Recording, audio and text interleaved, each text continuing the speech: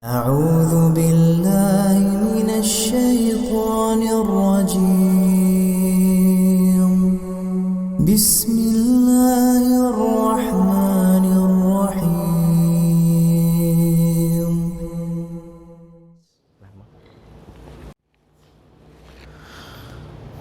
Bismillahirrahmanirrahim. Assalamualaikum warahmatullahi wabarakatuh. Innal hamdalillah nahmaduhu wa nasta'inuhu wa nastaghfiruh wa na'udzu billahi min shururi anfusina min sayyiati a'malina. Man yahdihillahu fala mudilla lahu wa man yudlil fala hadiya lahu. Asyhadu an la ilaha illallah wahdahu la syarika lahu wa asyhadu anna Muhammadan 'abduhu wa rasuluh. Allahumma salli wa sallim wa barik ala nabiyyina Muhammad wa ala alihi wa ashabihi ajma'in. Ya ayyuhalladzina amanu taqullaha haqqa tuqatih wa la tamutunna illa wa antum muslimun. Amma ba'd, kaum muslimin kaum muslimat rahimani wa rahimakumullah. Alhamdulillah, kita bersyukur kepada Allah Subhanahu wa taala atas nikmat yang Allah berikan kepada kita.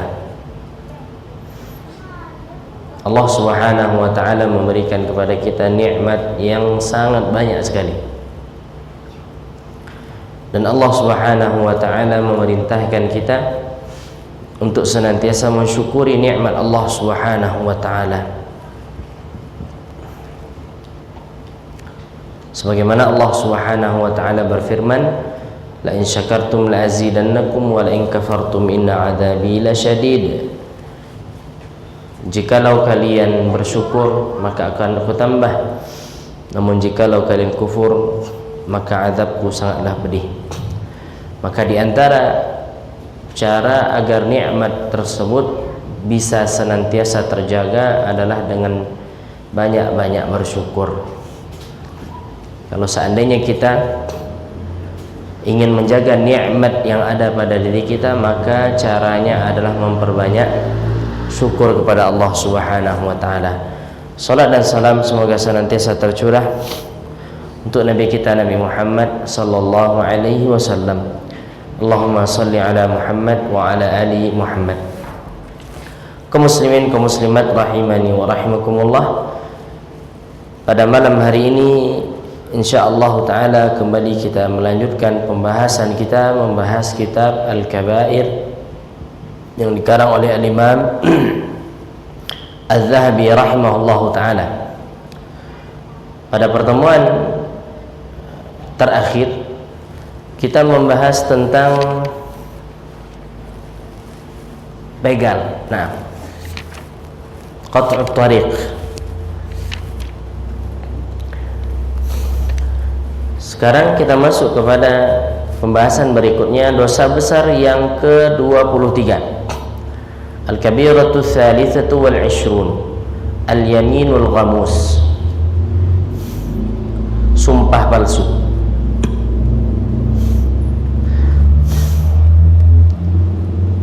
Ya, sumpah palsu. Maksudnya di sini ketika seseorang diminta untuk bersumpah oleh hakim, maka dia berani bersumpah palsu. Ya, dia berani bersumpah palsu. Sumpah tidak dengan sumpah yang sebenarnya. Dia mencuri, namun tidak ada saksi. Dia mencuri, tidak ada saksi. Kemudian akhirnya apa? Dituduhkanlah kepadanya bahwasanya dia mencuri. Orang tidak ada yang lihat, ya. Namun secara indikasi ya terkuat bahwasanya memang dia yang mencuri misalnya. Cuman tidak ada saksi. Kan harus ada saksi. Kalau seandainya kita ingin menentukan fulan ini mencuri, fulan ini seperti ini, harus ada saksi 2 orang. Nah, ini tidak ada saksi. Maka tentu hakim meminta daripada si fulan ini yang dituduh untuk bersumpah. Dia katakan, wahai fulan, beranikah engkau bersumpah kalau seandainya engkau memang benar-benar tidak mencuri? Kemudian dia mengatakan, iya, demi Allah saya tidak pernah mencuri barang si fulan. Padahal dia mencuri, padahal dia yang mengambil. Maka ini namanya apa? Al-yaminul ghamus, sumpah palsu, sumpah dusta. Maka ini terlarang dalam agama kita. Ini merupakan dosa besar. Ini merupakan dosa besar. Dalil yang pertama adalah hadis daripada Abdullah bin Amr radhiyallahu anhu dari Nabi sallallahu alaihi wasallam. Beliau bersabda, "Al-kabairu al-isyraku billahi wa 'uququl walidaini wa qatlun nafsi wal yaminul ghamus." Rawahul Bukhari. Nabi sallallahu alaihi wasallam bersabda, al-kabair, dosa-dosa besar, di antaranya adalah al-isyraku billah, syirik kepada Allah Subhanahu wa taala, menyekutukan Allah Subhanahu wa taala, wa uququl walidain, durhaka kepada kedua orang tua, wa qatlun nafsi, membunuh, menumpahkan darah seseorang, membunuh seseorang, wal yaminul ghamus. Yang keempat adalah sumpah palsu. Karena Nabi sallallahu alaihi wasallam menerangkan di antara bentuk daripada dosa besar yang sering terjadi adalah sumpah palsu. Dan itu sering. Bahkan ikhwan yang dirahmati oleh Allah taala, Bapak dan Ibu, dan ini sering terjadi di daerah kita. Bagaimana misalnya seseorang dia bisa menggugat tanah orang lain padahal itu bukan tanah dia, diperkarakan terlebih dahulu. Ya, beberapa waktu yang lalu kita berjumpa dengan salah seorang kawan dari Bukit Tinggi, Agam. Beliau bercerita, saya sudah beli tanah ini dan saya beli dari masih keluarga. Dia beli dan sudah ada sertifikat. Itu sudah jalan ya sekitar cukup lama, sekian puluh tahun, tidak ada yang mempermasalahkan. Kemudian datang orang sekarang mempermasalahkan tanah itu, mengaku bahwasanya tanah itu adalah milik mereka. Akhirnya apa? Diperkarakan. Kalau sudah diperkarakan, naik banding ke hakim, tentu nanti akan ada yang akan bersumpah kalau seandainya tidak ada bukti. Nah, kalau seandainya ditentukan bahwasanya memang misalnya orang yang memperkarakan itu dimenangkan oleh hakim yang memutuskan, nah itu dosa besar. Banyak dosa di situ. Sudah sumpah berdusta, kemudian mengambil harta orang lain. Jangankan satu empak diambil tanah orang, sajangka itu dosa besar. Satu jengkal tanah orang yang kita ambil itu sudah dosa besar. Ini bagaimana tanah sekian ratus meter diambil? Maka itu banyak terjadi, Bapak dan Ibu rahmati Allah.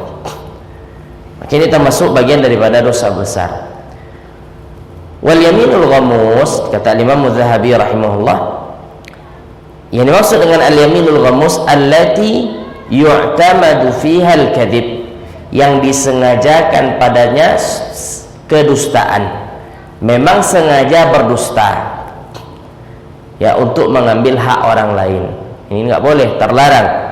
Sumiyat ghamusan, dinamakan dia ghamus li'annaha taghmisul halifa fil ismi, karena dia membenamkan orang yang bersumpah itu ke dalam dosa. Ghamasa itu artinya membenamkan, menjerumuskan.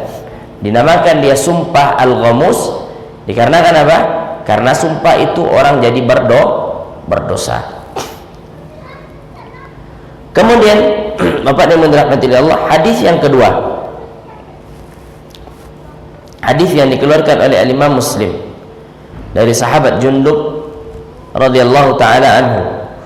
Nabi sallallahu alaihi wasallam bersabda, qala rajulun, ada seorang berkata, wallahi la yaghfirullahu li fulanin, demi Allah, Allah tidak akan mengampuni si fulan. Faqala Allah Ta'ala maka Allah Ta'ala berfirman, man dzalladzi yata'alla alayya, siapa yang bersumpah atasku tadi, anni la aghfiru fulanan, bahwasanya aku tidak akan mengampuni si fulan, qad ghafartu lahu, maka sungguh aku telah mengampuninya, wa ahbattu amalaka, dan aku jadikan amalanmu gugur. Jadi tidak boleh seseorang bersumpah atau sembarangan di dalam bersumpah. Ya. Contoh kasus yang disebutkan oleh Nabi SAW di sini dalam hadis ini adalah seorang berkata kepada kawannya, demi Allah engkau ini tidak akan diampuni oleh Allah. Dia bersumpah, demi Allah, Allah tidak akan mengampunimu. Apakah benar ini? Sumpahnya sumpah dusta. Dari mana dia tahu bahwasanya Allah tidak mengampuni kawannya ini? Kan berdusta di atas nama Allah Ta'ala. Bisa jadi Allah ampuni. Maka orang ini nekat, dia mengatakan, demi Allah engkau tidak akan diampuni oleh Allah. Kemudian Allah berkata, siapa tadi yang mengatakan bahwasanya aku tidak akan mengampuni orang ini? Siapa yang bersumpah tadi atas namaku bahwasanya aku tidak akan mengampuni orang ini? Maka Allah mengatakan, aku ampuni dia dan aku gugurkan amalanmu yang mengatakan hal tersebut. Maka hati-hati dalam bersumpah, walaupun nampaknya sepele nampaknya sepele, namun kalau seandainya sumpah itu adalah sumpah palsu, penyebab seseorang tergelincir ke dalam api neraka Allah Subhanahu wa Ta'ala. Kemudian orang yang bersumpah palsu adalah orang yang tidak akan diajak bicara oleh Allah Subhanahu wa Ta'ala pada hari kiamat. Tahukah kita Bapak dan Ibu dirahmati Allah, ketika hari kiamat di padang mahsyar, seseorang berharap bahwasanya dia akan berjumpa dengan Allah Ta'ala. Ketika masuk surga, nikmat terindah adalah, nikmat yang paling besar adalah seorang melihat kepada wajah Allah Subhanahu wa Ta'ala. Nah, orang ini jangankan melihat, dia tidak diajak bicara oleh Allah Ta'ala. Bayangkan kalau seandainya manusia tidak mengajak kita bicara, apa perasaan kita? Sedih, merasa dikucilkan, ya, merasa diasingkan. Bagaimana ini Allah yang menciptakan seluruh manusia tidak mau berbicara dengan orang yang seperti ini? Terlebih di waktu yang mana kita butuh kepada Allah Ta'ala. Di hari kiamat kita butuh kepada pertolongan Allah Subhanahu wa Ta'ala. Namun Allah Ta'ala tidak mau mengajak bicara orang seperti ini. Nabi Shallallahu Alaihi Wasallam bersabda, hadis yang dikeluarkan oleh Imam Muslim, "Thalathatun la yukallimuhumullahu yaumal qiyamah." Ada 3 golongan manusia yang Allah tidak mengajak berbicara mereka pada hari kiamat. Wala yuzakkihim, dan Allah tidak akan mensucikan mereka. Walahum adzabun alim, dan bagi mereka azab yang sangat pedih. Yang pertama adalah al-musbilu izarahu. Ya, kelompok pertama atau golongan pertama adalah orang yang menjulurkan pakaiannya di bawah mata kaki, namanya musbil. Ya, orang yang menjulurkan, laki-laki yang menjulurkan pakaiannya di bawah mata kaki. Itu yang pertama. Orang-orang seperti ini tidak diajak bicara oleh Allah Subhanahu wa Ta'ala kelak pada hari kiamat. Sekarang sebagian orang mengatakan, Bapak yang dirahmati Allah, kan ada para ulama yang membolehkan. Kita katakan, kita mau pilih Allah Ta'ala mengajak bicara kita atau tidak nanti di akhirat. Kemudian sebagian mengaitkan dengan sombong. Kalau tidak sombong tidak ada, tapi kalau sombong tidak boleh. Maka kita katakan, yang namanya menjulur pakaian itu adalah bentuk daripada kesombongan. Buktinya apa? Buktinya dia tidak mau memotong pakaiannya, padahal syariat menganjurkan untuk pakaian laki-laki itu di atas mata kaki. Tidak usah terlalu tinggi diangkat. Kalau seandainya belum siap, maka pas-pas mata kaki saya cukup, ya, terhindar kita dari ancaman Nabi Shallallahu Alaihi Wasallam. Sebagian orang mengatakan, ambo nak sombong no. Kalau nak sombong, kareklah kaki bukan kaki, kareklah Sarawak tu, ya. Oh, nak dia mau karek Sarawak, itu kan kesombongan namanya tuh. Itu sudah bentuk daripada kesombongan. Syariat kita mengatakan apa? Celana laki-laki itu di atas mata kaki. Kemudian dia mengatakan ambo nak sombong. Dia mengatakan ambo nak sombong, itu adalah kesombongan. Oke, itu yang pertama. Kalau seandainya belum mampu Bapak dan Ibu yang dirahmati oleh Allah, maka katakan saya belum mampu. Jangan cari-cari alasan untuk melegalkan apa yang kita perbuat. Boleh tahu itu sunnah, tapi yang mampu mau mengarajuannya. Nah, itu lebih mending daripada pas sebagian orang mengatakan ini bukan sunnah, kemudian kalau tidak sombong tidak mengapa. Nah, demikian Bapak dan Ibu dirahmati Allah Ta'ala. Itu yang pertama. Yang kedua, al-mannan. Al-mannan artinya adalah orang yang mengungkit-ungkit pemberian. Ini juga orang yang tidak akan diajak bicara oleh Allah Ta'ala, dan Allah tidak akan mensucikannya. Mengungkit-ungkit pemberian. Kau tidak diambo, tidak akan sukses ya. Kau tidak dipiti ambo dulu, tidak akan berhasilnya dong. Kok tidak diambo, ya, mengungkit-ungkit pemberian, maka orang ini, ya, pahala sedekahnya gugur dan dia tidak diajak bicara oleh Allah, dan Allah tidak mensucikannya. Ya, pernah kita jumpa dengan orang seperti ini banyak. Orang-orang yang suka mengungkit pemberiannya, maka berhati-hatilah.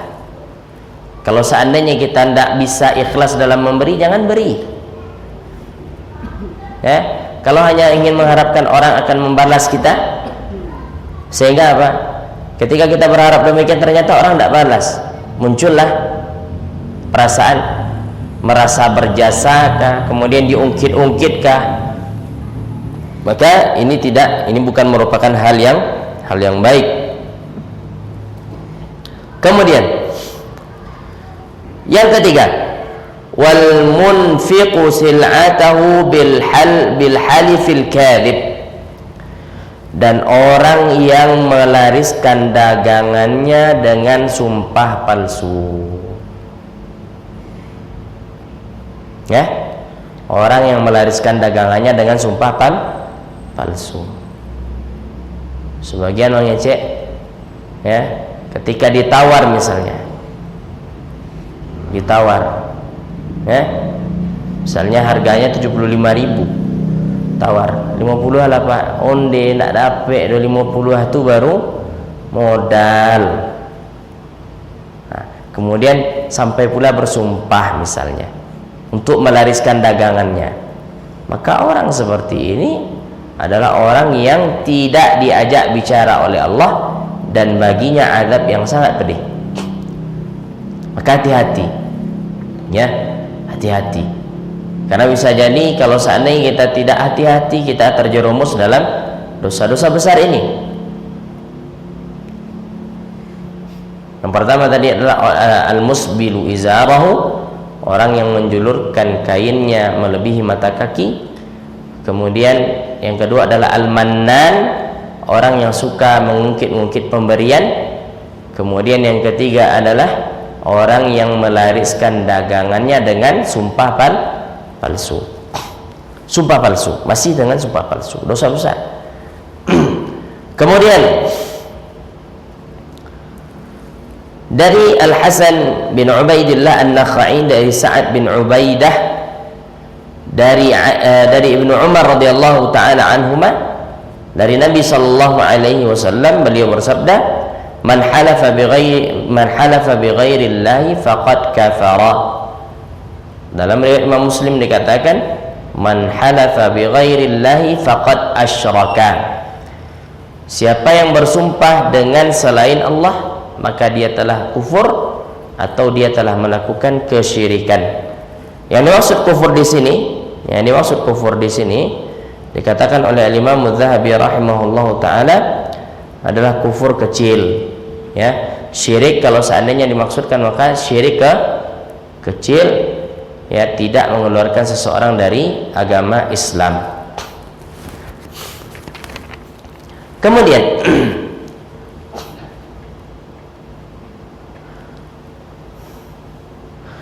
Nabi sallallahu alaihi wasallam bersabda, "Man halafa ala yaminin." Siapa yang bersumpah, ya, siapa yang bersumpah di atas satu sumpah, liyaqtati'a biha malam ri'in muslim, untuk mengambil harta seorang yang muslim, laqiyallaha wa huwa alaihi ghadban, maka dia akan berjumpa dengan Allah dan Allah marah atasnya. Qila, dikatakan, wa in kana syai'an yasiran, walaupun sesuatu yang sedikit. Artinya apa? Dia mengambil sesuatu yang sedikit, sejengkal tanah kah, atau kurang daripada itu. Qala, maka dikatakan oleh Nabi, wa in kana qadiban min arakin, Rasulullah mengatakan walaupun yang diambil itu adalah ranting pohon arak. Ranting pohon arak ini adalah digunakan untuk siwak. Walaupun itu yang diambil, berapa harganya? Tidak ada harganya. Itu yang diambil, sekecil itu yang dia ambil, maka tetap Allah akan berjumpa dengannya dan Allah murka kepadanya. Allah murka kepadanya. Dia kata Nabi SAW, siapa yang bersumpah dan dengan sumpahnya itu dia ambil harta seorang yang muslim. Contohnya tadi sengketa tanah, ya, sengketa tanah. Karena dia misalnya pengacaranya lebih kuatkah, atau karena dia memiliki kedudukankah, ya, dia memiliki uangkah, dengan itu dia berhasil mengambil harta orang lain, maka Allah Subhanahu wa taala murka kepadanya. Kenapa? Karena dia telah mengambil harta seorang muslim.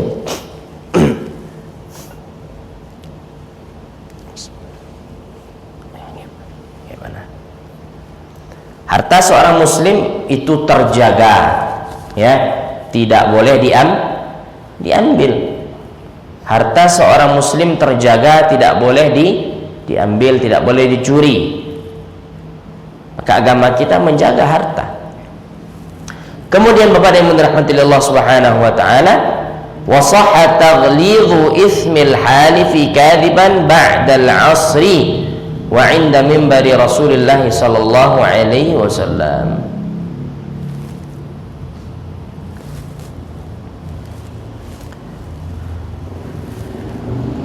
Dan telah sah atau telah benar kabar bahwasanya Nabi sallallahu alaihi wasallam, ya, mengatakan bahwasanya dosa orang yang bersumpah palsu itu dosanya dosa besar. Dan itu Nabi ucapkan ketika Nabi sedang berada di atas mimbarnya setelah salat asar. Wa qala sallallahu alaihi wasallam, Nabi sallallahu alaihi wasallam bersabda, man halafa faqala fi halafihi billati wal uzza. Siapa yang bersumpah dan dalam sumpah itu dia mengatakan dengan Lat dan dengan Al-Uzza. Siapa ini? Sesembahan orang kafir, sesembahan orang musyrik. Falyaqul la ilaha illallah, maka hendaknya setelah itu dia mengucapkan la ilaha illallah. Ya, Nabi SAW mengkabarkan tidak boleh seseorang bersumpah kepada selain Allah. Itu bentuk juga kedustaan. Itu bentuk daripada kedustaan juga. Yang seharusnya dipakai sumpah siapa? Nama Allah, nama Allah, sifat Allah. Dan ini dipakai sumpah nama berhala, kemudian dipakai sumpah ibu bapaknya, dipakai sumpah nabi, ya, maka ini dosa besar,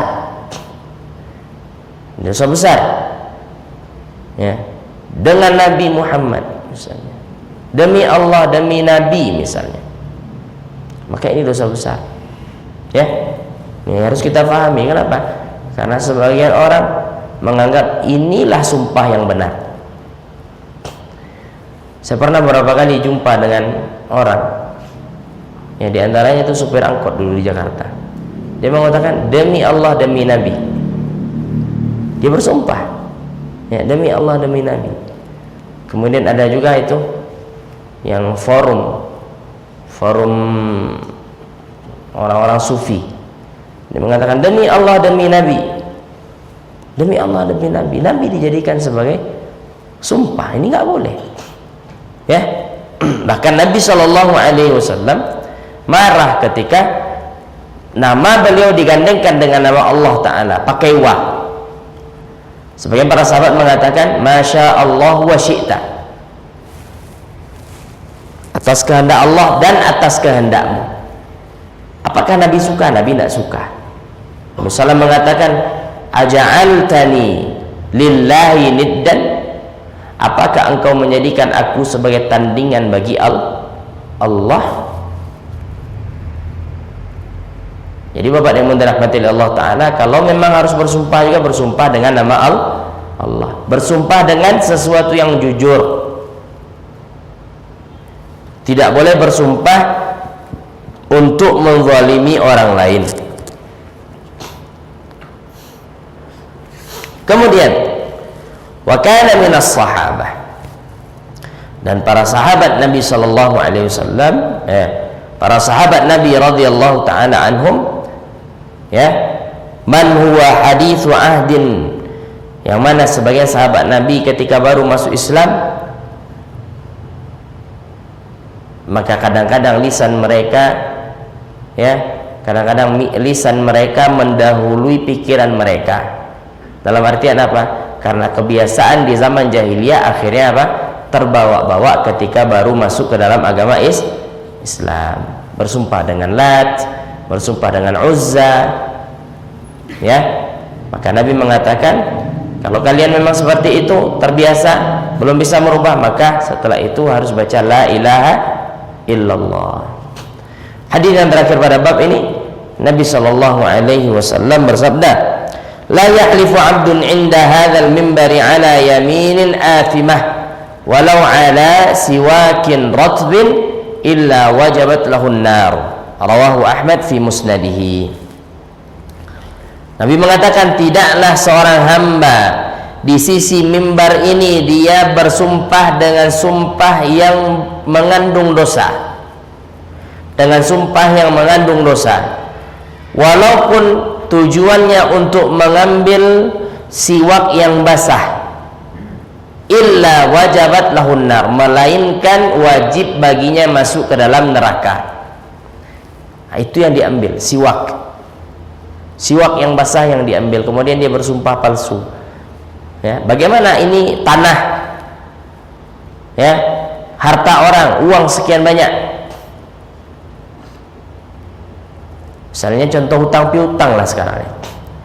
Kebanyakan kita atau kebanyakan masyarakat kita kadang-kadang tidak mencatat hutang piutang, hanya sekedar percaya saja. Padahal uang yang dihutangkan banyak. Ada sekian puluh juta dihutangkan kepada kawan, karena menganggap ini kawan, tidak mungkin tidak mungkin mengkhianati, akhirnya dipinjamkan. Tidak ada bukti, tidak ada catatan, tidak ada akad. Ya, sehingga dari sisi hukum dia tidak memiliki kekuatan. Ternyata sudah sekian lama tidak diganti-ganti. Dilihat kawanku berpitih jo, dan hutang tidak diganti, hutang tidak dibayar. Ya, gimana caranya lagi? Mau ngadu ke hakim, ngadu ke pengadilan, pengadilan minta mana bukti kalau dia berhutang kepada anda? Tidak ada bukti. Diminta orang yang berhutang ini bersumpah, benar anda pernah minjam kepada si fulan ini sekian puluh juta? Tidak ada. Dia berani bersumpah, lai demi Allah tidak pernah mengambil piti si fulan, tidak pernah berhutang sama si fulan. Dari hukuman dunia dia bisa terbebas.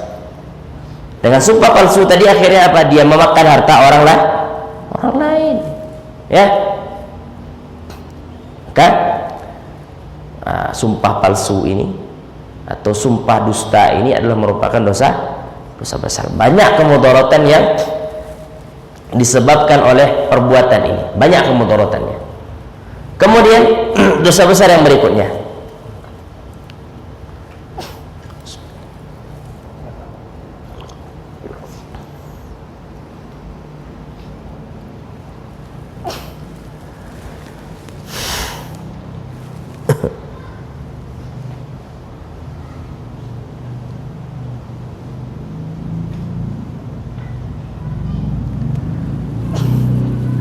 dosa besar yang berikutnya, dosa besar yang ke-24, al-kadzdzabu fi ghalibi aqwalihi, pendusta ya di kebanyakan ucapannya.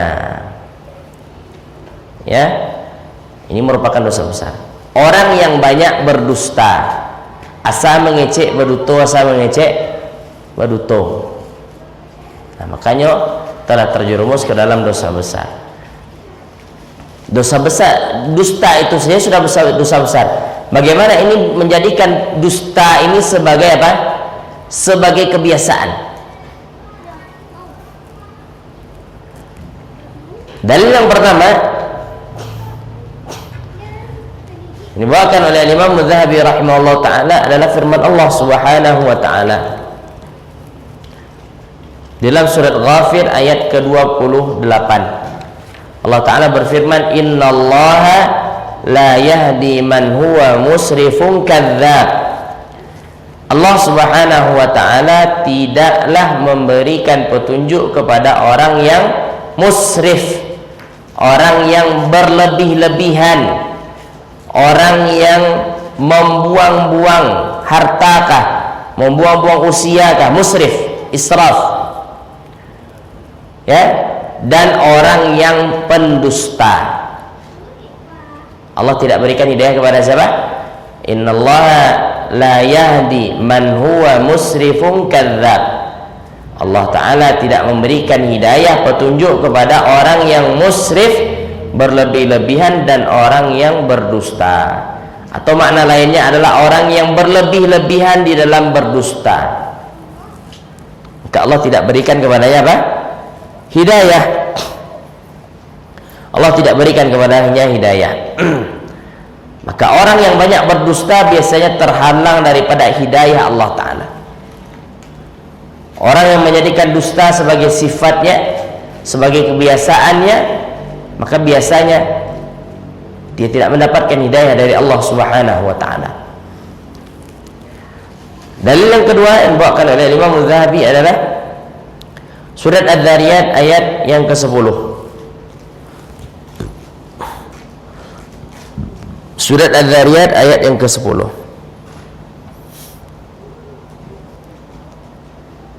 Allah Ta'ala berfirman, qutilal kharrasun.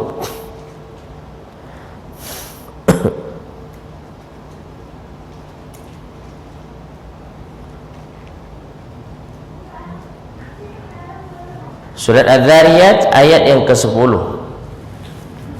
Allah Subhanahu wa Ta'ala berfirman, qutilal kharrasun, celakalah atau binasalah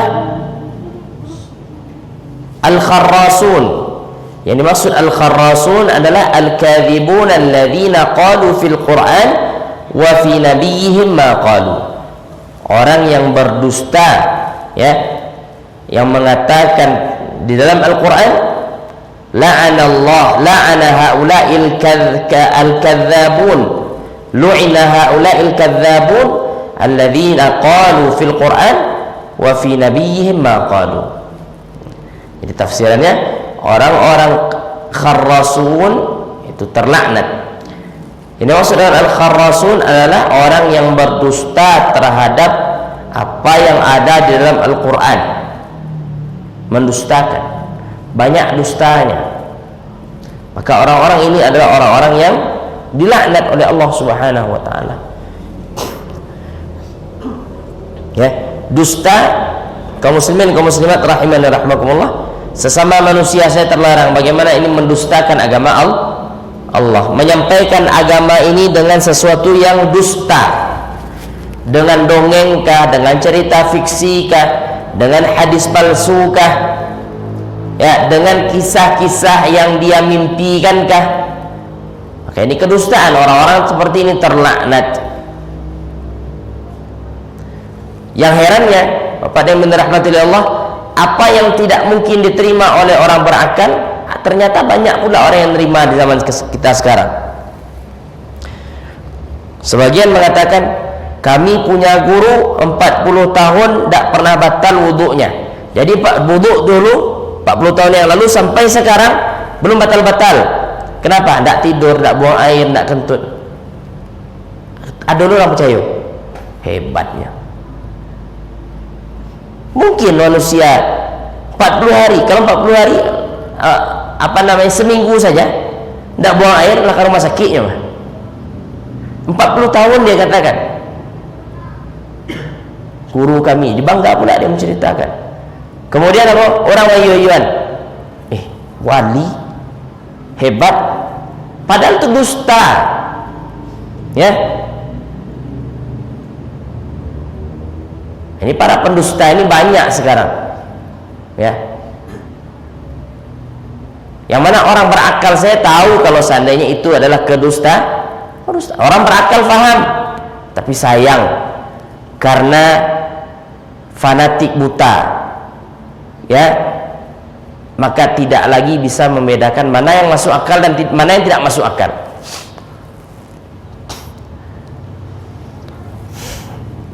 Kemudian sebagian orang-orang sufi itu mengajarkan, baca doa ini maka kamu tidak akan mati, katanya. Dibawakan potongan ayat, baca ini setiap pagi tidak akan mati. Kenapa? Karena itu dipraktekkan oleh guru kami, katanya. Pada suatu ketika lupa guru kami baca, mati di hari itu. Itu percaya lo, Pak. Akhirnya dibaca-baca pula doa itu tiap hari. Itu dusta, tidak ada, ya. Nah, kedustaan, berdusta kepada manusia saja terlarang. Bagaimana berdusta atas agama ini? Dosa besar, ya. Kemudian Bapak yang dirahmati Allah Subhanahu wa taala, dalil yang ketiga yang dibawakan oleh Imam Zahabi adalah adalah firman Allah taala. Dalil yang ketiga adalah firman Allah taala dalam surat Ali Imran ayat ke-61. Allah taala berfirman, "Tsumma nabtahil fanaj'al la'natallahi 'alal kadhibin." Kemudian kami bermubahalah, maka kami jadikan laknat Allah atas orang-orang yang berdusta. Jadi dalam istilah fikih itu ada istilah mubahalah namanya. Mubahalah itu saling melaknat. Dikatakan oleh para ulama kita, yang maksud mubahalah adalah an yajtami'al qaumu idza ikhtalafu fi syai'in. Satu kaum berkumpul jikalau berbeda dalam satu hal, dalam satu perkara. Kemudian dia mengatakan, la'natullahi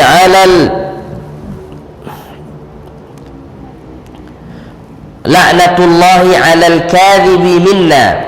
Allah melaknat siapa yang berdusta di antara kita. Nah, itu namanya mubahalah.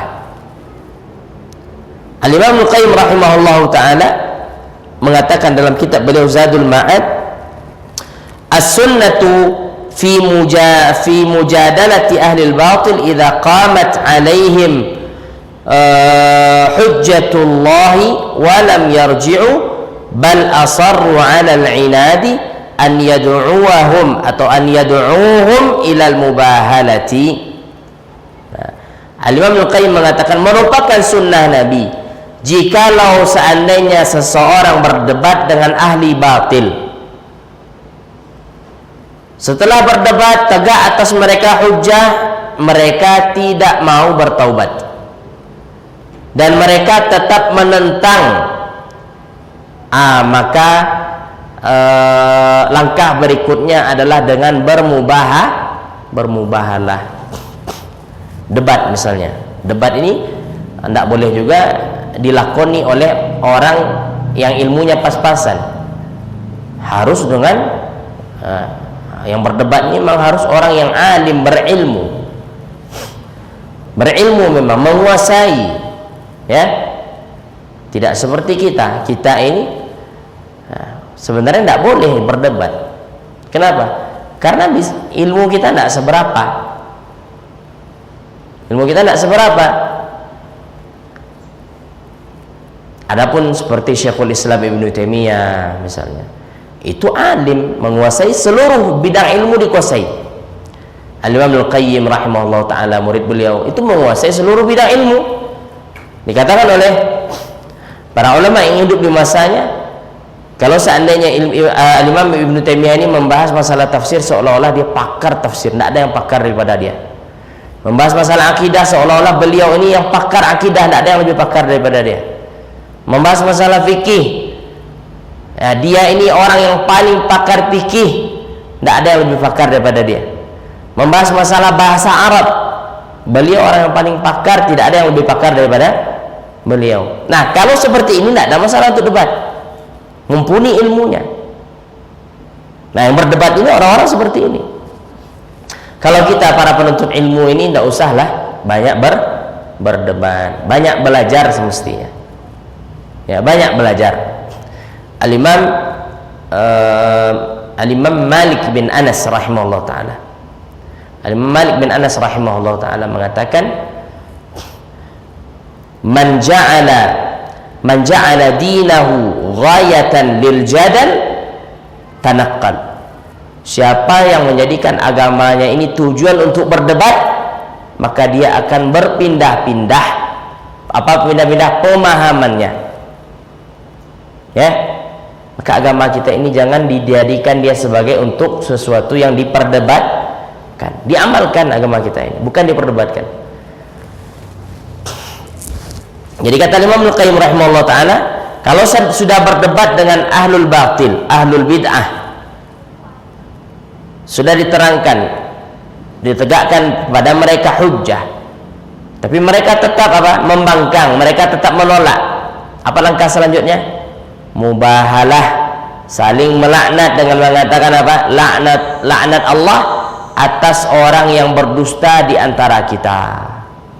Ya, itu merupakan sunnah, kata Imam Al-Qayyim rahimahullahu ta'ala. Kemudian ada beberapa syarat daripada mubahalah ini. Yang pertama, harus ikhlas. Jadi seorang bermubahalah itu harus benarkan niat terlebih dahulu. Pertama, harus ikhlas. Yang kedua, harus menegakkan hujjah. Harus ditegakkan hujjah dulu, tidak main mubahalah langsung. Harus diterangkan, harus diajarkan kepada orang tersebut terlebih dahulu. Ya, kalau ada orang menentang kita, maka ajarkan dulu, terangkan hujjah, sampaikan dalil. Kalau seandainya mereka tidak terima, baru langkah berikutnya mubahalah.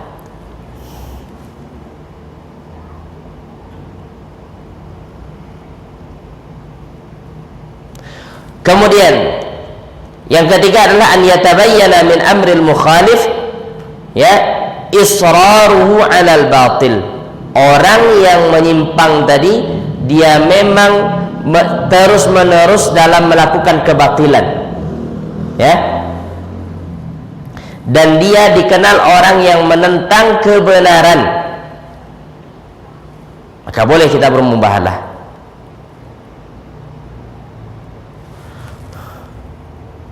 Kemudian yang keempat, antakuna fi amrin hamin. Yang dimubahalahkan itu harus sesuatu yang penting, tidak boleh sesuatu yang remeh, sesuatu yang sepele.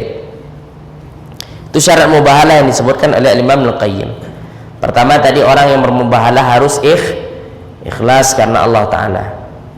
Kemudian yang kedua, sebelum bermubahalah harus tegakkan hujjah terlebih dahulu.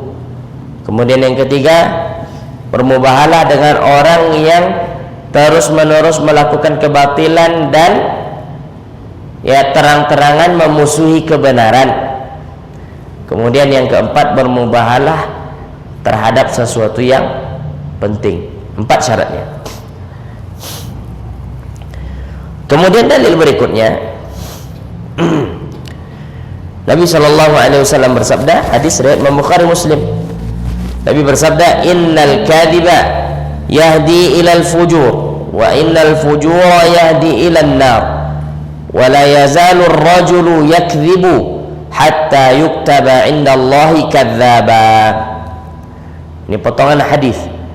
Sesungguhnya kedustaan itu akan mengantarkan kepada al-fujur, keburukan, perbuatan buruk.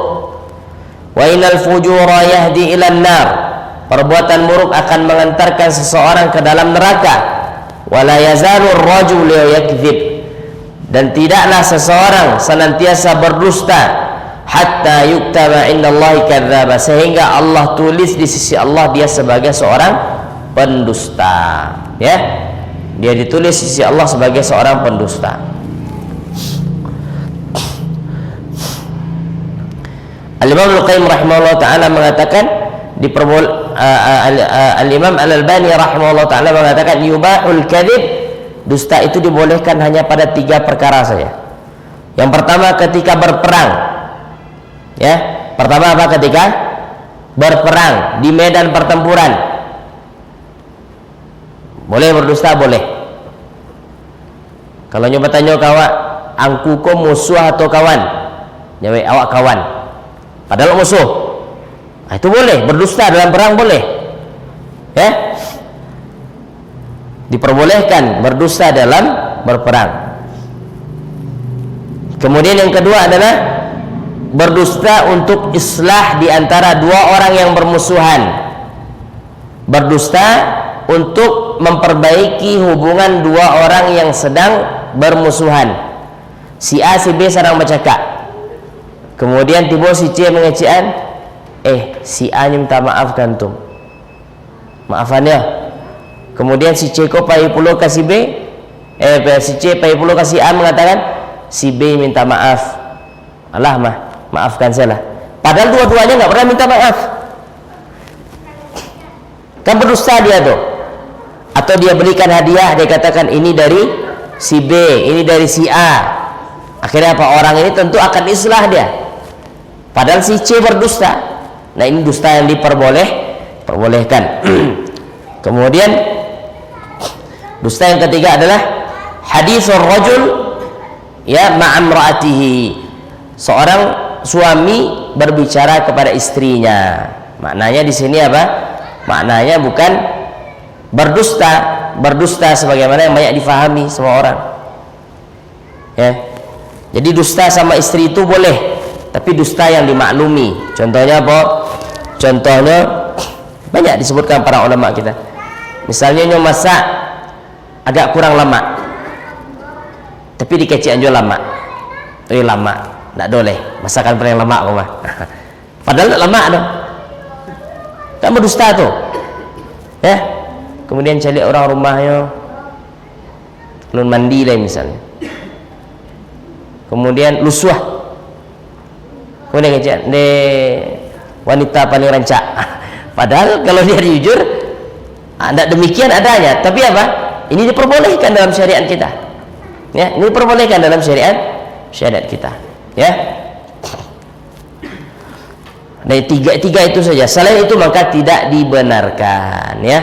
Dusta itu diperbolehkan pada 3 hal. Yang pertama tadi apa? Dalam peperangan. Orang dalam peperangan boleh berdusta, boleh. Yang kedua, untuk memperbaiki hubungan 2 orang yang sedang berseteru, sedang bermusuhan, itu boleh. Yang ketiga adalah seorang suami berkata terhadap istrinya, itu boleh. Ya, boleh dia dusta. Hanya sekedar itu saja yang diperbolehkan, yang lain daripada itu tidak boleh. Ya, nyoba bini cik lain, misalnya, aja mau dusta sama istri, ini nggak boleh. Dusta namanya haram, hukumnya tidak boleh. Ya, wallahu taala alam. Kemudian Nabi mengatakan tadi apa? Kedustaan itu akan mengantarkan kepada perbuatanmu buruk. Satu dusta akan mengantarkan kepada dusta-dusta berikutnya. Cobalah, tidak percaya. Tentu kita pernah mengalami hal ini. Dari mana tadi? Wah, dari situ. Wah, sawian dari situ. Dari rumah si fulan. Nah, kemudian tanya berikutnya. Akhirnya apa? Seluruh pertanyaan itu dijawab dengan sesuatu yang dusta, ya, sesuatu yang dusta. Maka ini ya, benar kata Nabi SAW, dusta itu akan mengantarkan seorang ke dalam neraka Allah. Waliyadzubillah. Karena dusta itu tidak cukup sekali dusta berhenti, tidak cukup, mesti akan ada rentetan berikutnya. Akan ada rentetan berikutnya. Kemudian hadis yang berikutnya sudah azan ya? Iya. Oh, wallahu taala alam. Insyaallah kita lanjutkan setelah salat Isya. Wa sallallahu wasallam wa baraka ala nabiyina Muhammad. Assalamualaikum warahmatullahi wabarakatuh.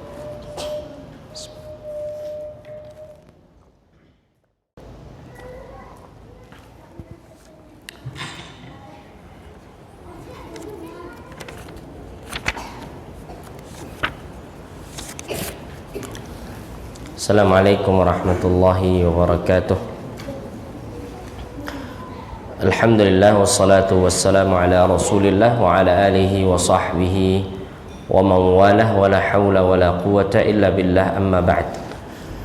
Kaum muslimin, kaum muslimat rahimani wa rahimakumullah, kita lanjutkan kembali pembahasan kita. Insyaallah kita lanjutkan sedikit, kemudian setelah itu jikalau ada yang ditanyakan maka dipersilahkan. Nabi SAW bersabda tentang diantara ciri kemunafikan. Nabi mengatakan ayatul munafiqi thalathun. Tanda orang munafik ada 3. Idza haddatsa kadzaba.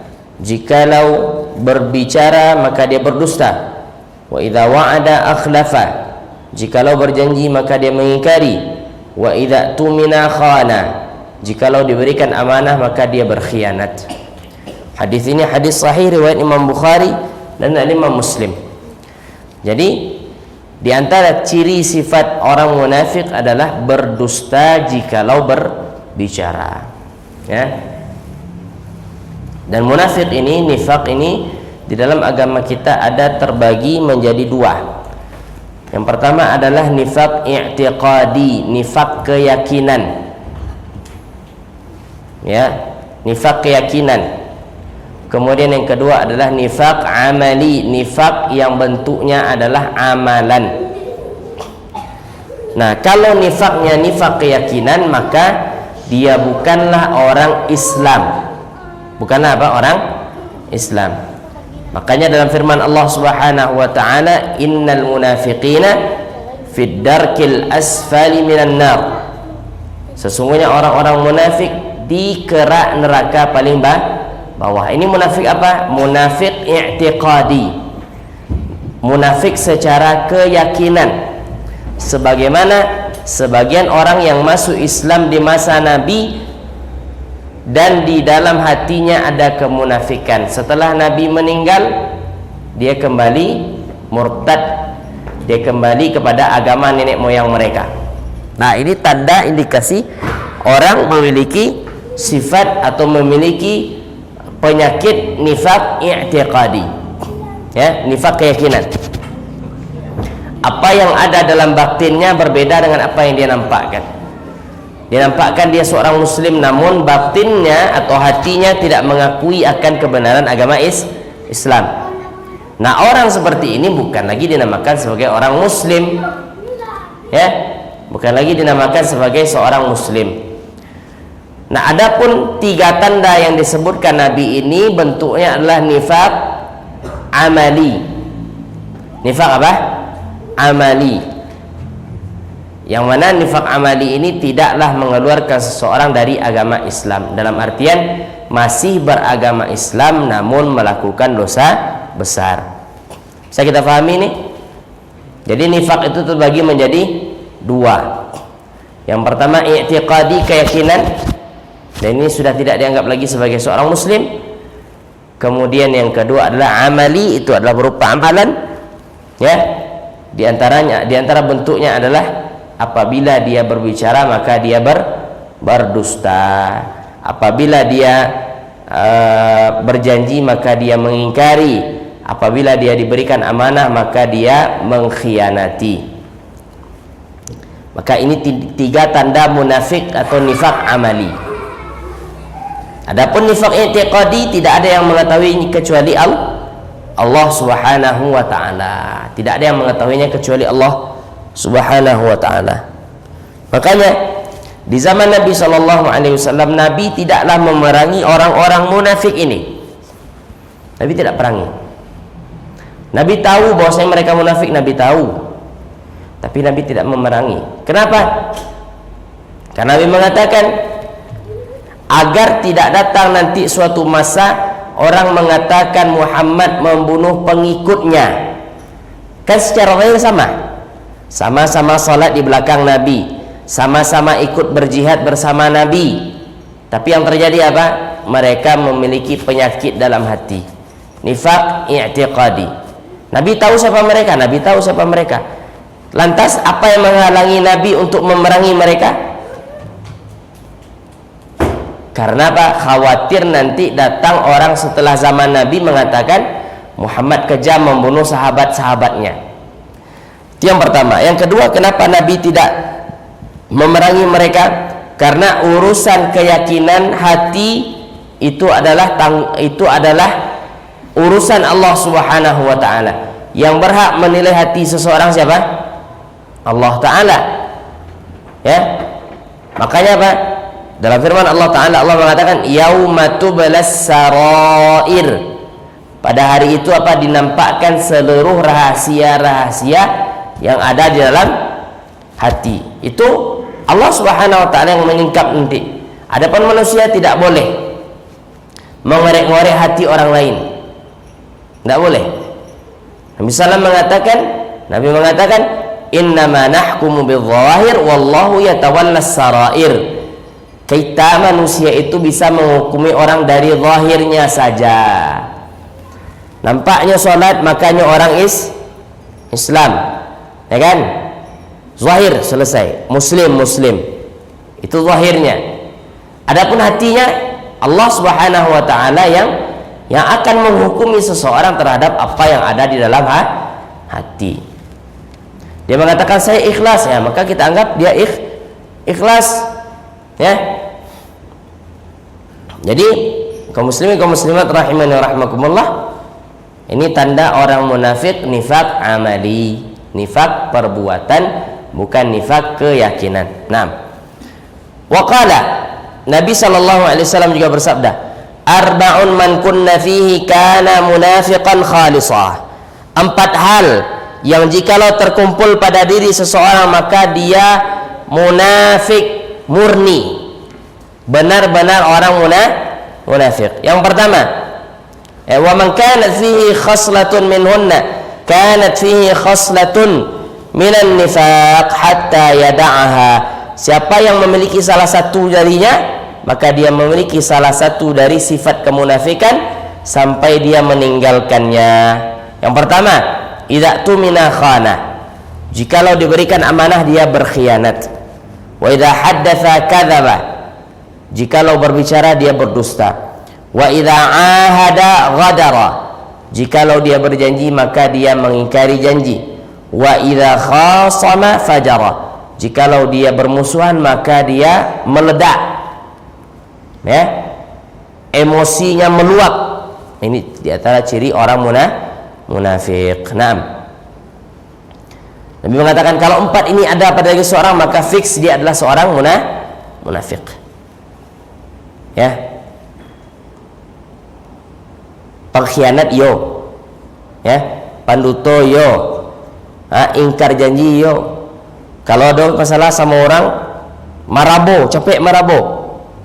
Cepat mengamuk, mengangkat suara dan segala macamnya, maka dia adalah, ya, dia dikatakan oleh Nabi sallallahu alaihi wasallam munafiqan khalisa.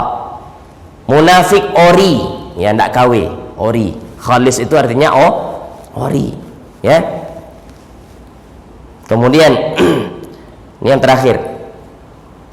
Nabi SAW juga bersabda, "Man tahallama bihulmin lam yarah kullifa an ya'qida baina sya'iratain yaumal qiyamah wa lan yaf'al." Misalnya mengatakan siapa yang mengatakan mimpi padahal dia tidak melihatnya, ya, maka dia akan dibebankan atasnya untuk mengikat di antara syairataini yaumal qiyamah, ya, habbatai syair, 2 biji gandum, disuruh untuk ditempelkan, disuruh untuk dijadikan sebagai gelang yaumal qiyamah, pada hari kiamat, walan yaf'ala, dan dia tidak akan mampu untuk melakukan. Maksudnya di sini apa? Nyo nak memimpi seperti itu kemudian nyo cari tuanan lain. Saya bermimpi bertemu Nabi katanya. Nah, itu sudah dosa besar, berdusta. Saya mimpi bertemu Nabi, Nabi kemarin mengajarkan kepada saya doa ini. Sudah, berarti dia mimpi apa? Dia mimpi, dia berdusta terhadap apa yang tidak dia lihat dalam mimpinya. Berdusta. Sampai situ pelajaran kita, sampai hadis, ya, bahwasanya siapa yang bermimpi, siapa yang melihat suatu mimpi kemudian diceritakan yang lainnya, maka dia akan dibebankan, diminta oleh Allah Ta'ala untuk menyambung 2 biji gandum, maka dia tidak akan mampu untuk melakukannya. Wallahu Ta'ala alam. Jikalau ada pertanyaan maka dipersilahkan.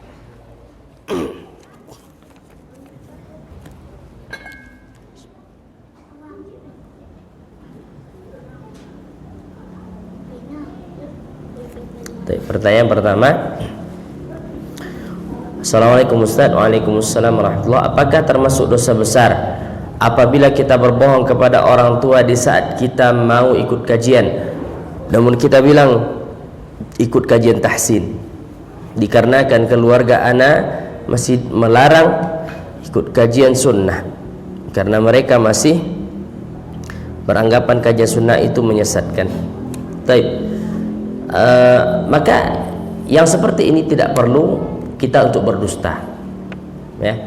Terangkan bahwasanya kita hanya sekedar mengaji, kemudian kajian kita sumbernya jelas dari Al-Quran dan Sunnah, kemudian ada kitab-kitab para ulama yang kita bahas, dan yakinkan orang tua bahwasanya apa yang kita dengarkan dari kajian itu bukanlah kajian yang menyimpang, bukan kajian yang sesat. Ya, tidak perlu kita berdusta. Sampaikan saja bahwasanya ini adalah suatu kebenaran, ya, ini berdasarkan bukti yang jelas, yang nyata dari Al-Quran dan Sunnah. Wallahu ta'ala alam. Apakah termasuk berdosa? Iya, berdosa. Tidak boleh seseorang berdusta, ya, berdusta tidak boleh. Dan dusta yang seperti ini bukanlah termasuk dusta yang diperbolehkan, ya. Wallahu ta'ala alam. Assalamualaikum Ustaz. Ada yang mengatakan pemerintahan kita sekarang bukan Islam, dia cuma pura-pura Islam dan berdusta. Ya, dari mana kita tahu?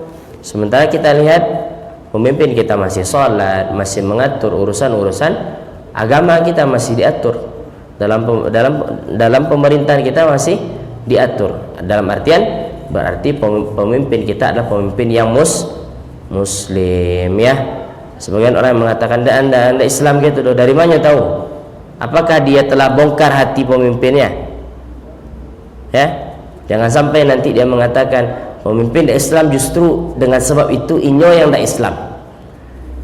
Sebagaimana Nabi SAW mengatakan man qala li akhihi ya kafir, siapa yang mengatakan kepada saudaranya wahai kafir, maka ucapan tersebut kembali kepada salah satu di antara keduanya, ya. Maka hati-hati dalam memvonis manusia, terlebih dalam masalah hati. Opa jatuh munafik mah, opa jatuh kapie mah, Islamnya pura-pura saya misalnya kan. Hati-hati dalam memvonis manusia.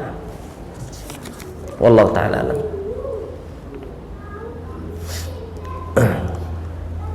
Maaf Ustaz, maaf di luar tema Ustaz.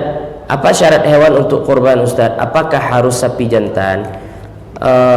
Yang terbaik iya sapi jantan, ya. Namun tidak mengapa pula yang dikorbankan adalah sapi betina jikalau yakin bahwasanya di dalam perut sapi betina itu tidak ada janin, ya. Wallahu ta'ala alam. Dan sapi ini dia harus sempurna umurnya 2 tahun, ya. Harus sempurna umurnya berapa? 2 tahun. Adapun kurang dari itu maka belum boleh dijadikan sebagai hewan kurban. Wallahu ta'ala alam.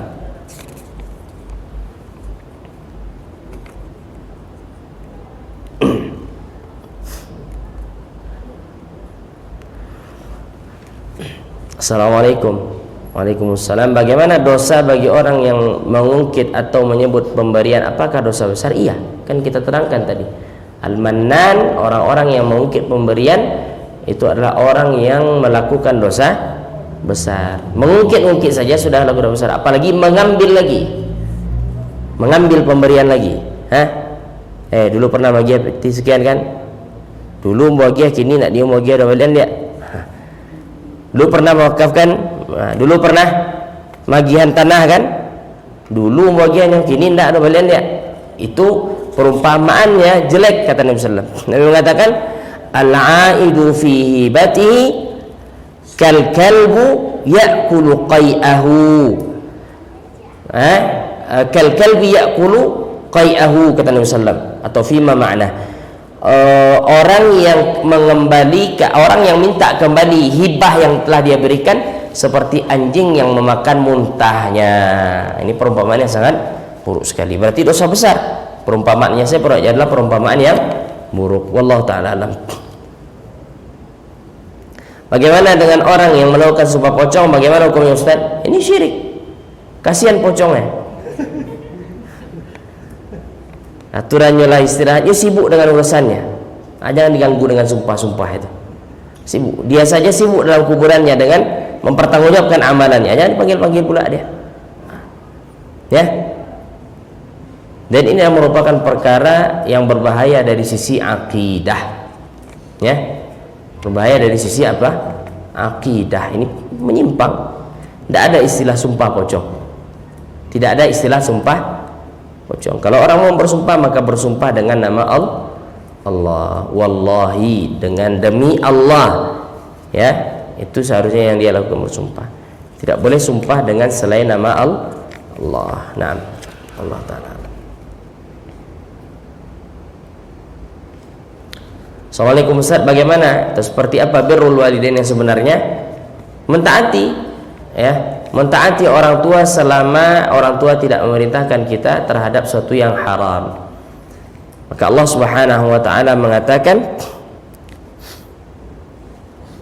ya, Allah Subhanahu wa taala mengatakan,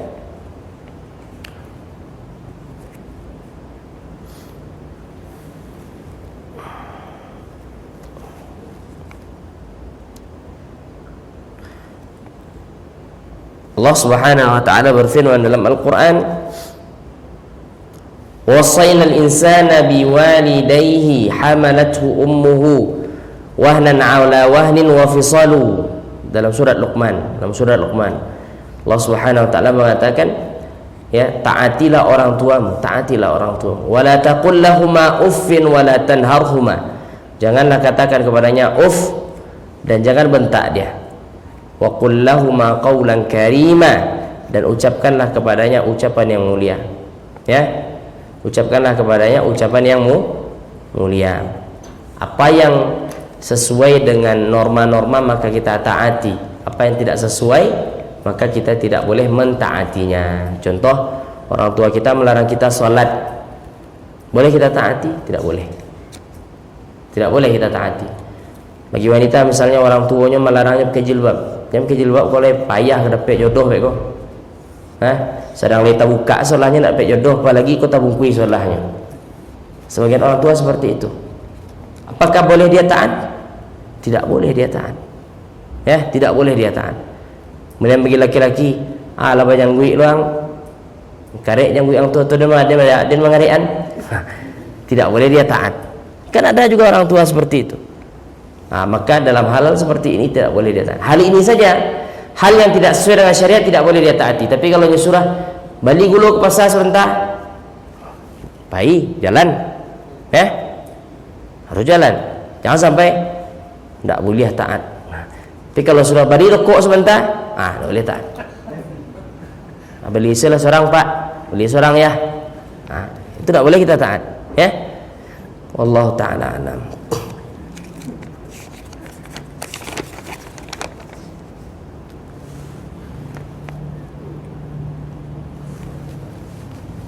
Assalamualaikum warahmatullahi wabarakatuh. Ustaz, saya punya dua pertanyaan. Apa hukumnya membuat animasi yang menyerupai makhluk hidup? Animasi ini video berarti kan?